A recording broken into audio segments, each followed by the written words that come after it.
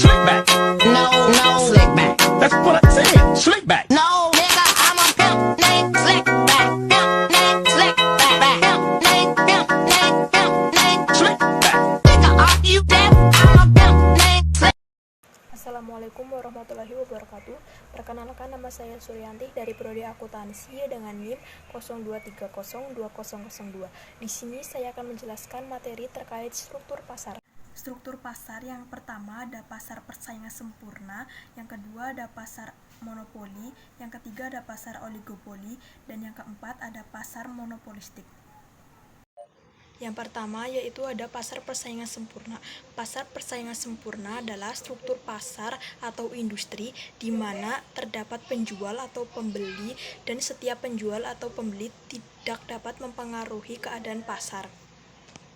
Oke, selanjutnya yaitu ciri-ciri pasar persaingan sempurna. Yang pertama, perusahaan adalah penerima harga. Yang kedua, setiap perusahaan mudah keluar atau masuk. Yang ketiga, menghasilkan barang yang serupa.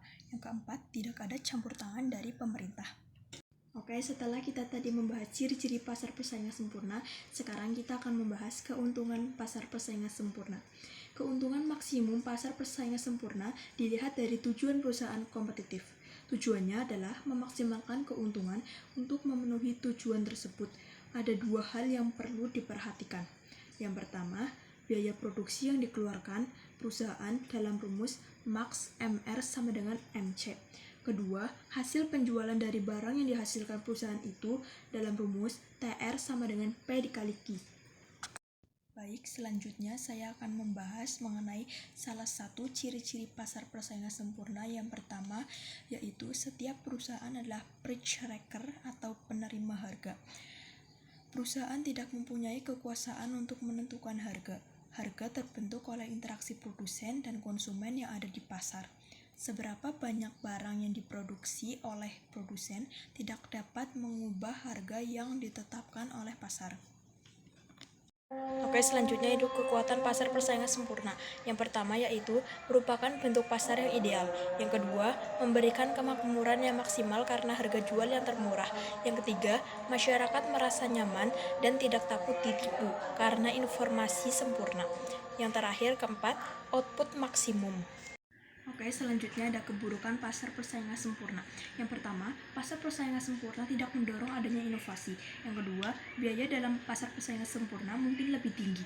Yang ketiga, membatasi pilihan konsumen. Oke, selanjutnya yaitu pasar monopoli. Adalah suatu bentuk pasar di mana dalam suatu industri hanya terdapat sebuah perusahaan dan produk yang dihasilkan tidak memiliki pengganti yang sempurna. Oke, selanjutnya yaitu karakteristik pasar monopoli. Yang pertama hanya ada satu penjual. Yang kedua, produk yang dijual tidak ada penggantinya. Yang ketiga, hambatan untuk masuk pasar sangat kuat. Yang keempat, dapat menguasai penentuan harga. Dan yang kelima, promosi iklan kurang diperlukan. Oke, selanjutnya kita akan membahas penyebab terjadinya monopoli.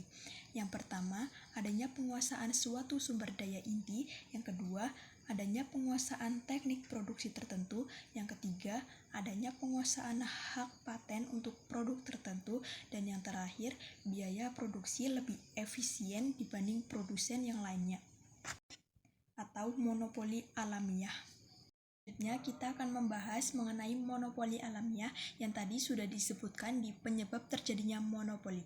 Sebelumnya, monopoli alamiah yaitu sebuah perusahaan yang menjadi monopolis bukan karena undang-undang atau perlindungan, tetapi karena perusahaan dengan sangat efisien sehingga biaya marginalnya di bawah biaya rata-ratanya. Semakin banyak outputnya, justru semakin efisien. Penyebab efisiensi adalah pemanfaatan teknologi, perbaikan manajemen, atau memiliki sumber daya manusia yang unggul. Selanjutnya kita akan membahas tentang diskriminasi pasar monopoli. Yang pertama yaitu ada kebijakan diskriminasi harga. Adalah kebijakan menjual output yang sama dengan harga berbeda-beda. Tujuannya adalah menambah perolehan level melalui eksploitasi surplus ekonomi. Contoh, diskriminasi harga adalah perbedaan harga yang diterapkan PT PLN dan PT PAM. Oke, selanjutnya kita akan membahas syarat-syarat diskriminasi pasar. Yang pertama yaitu barang tidak dapat dipindahkan dari satu tempat ke tempat yang lain. Yang kedua, sifat barang memungkinkan dilakukan praktek diskriminasi harga. Yang ketiga, biaya untuk menjalankan diskriminasi lebih rendah dari keuntungannya. Selanjutnya kita akan membahas mengenai pasar oligopoli. Pasar oligopoli adalah suatu struktur pasar atau industri yang terdiri dari hanya sedikit perusahaan dan setiap perusahaan memiliki kemampuan mempengaruhi harga pasar.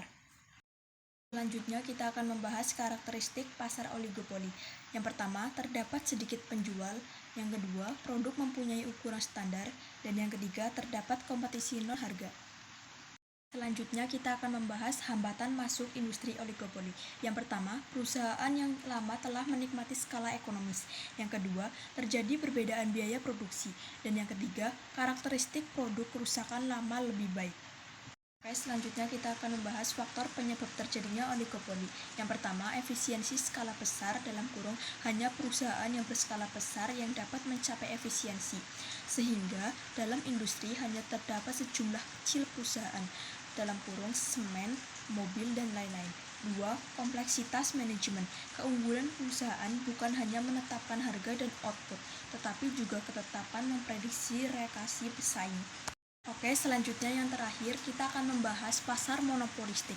Pasar persaingan monopolistik adalah suatu pasar dengan beberapa penjual yang menawarkan produk atau barang yang serupa namun berbeda di beberapa aspeknya. Selanjutnya, asumsi pasar persaingan monopolistik. Yang pertama, terdapat informasi yang sempurna tentang harga dan kuantitas. Yang kedua, terdapat banyak pembeli dan penjual. Yang ketiga, kepuasan seorang penjual tidak mempengaruhi penjual yang lain. Yang keempat, mudah bagi perusahaan untuk keluar masuk industri. Dan yang terakhir, perusahaan akan berusaha memaksimumkan laba dan konsumen memaksimumkan kepuasan sehingga tidak ada biaya atau manfaat eksternal karena persaingan promosi ini sangat ketat. Selanjutnya yaitu karakteristik pasar monopolistik. Yang pertama, produsen banyak. Yang kedua, produk beraneka ragam. Yang ketiga, iklan sangat penting. Dan yang keempat, hambatan untuk memasuki industri sangat kecil. Ya, mungkin cukup sekian materi yang sudah saya sampaikan pada kesempatan kali ini. Semoga bermanfaat dan mohon maaf jika banyak kekurangan dan kesalahan dalam menyampaikan materi ini.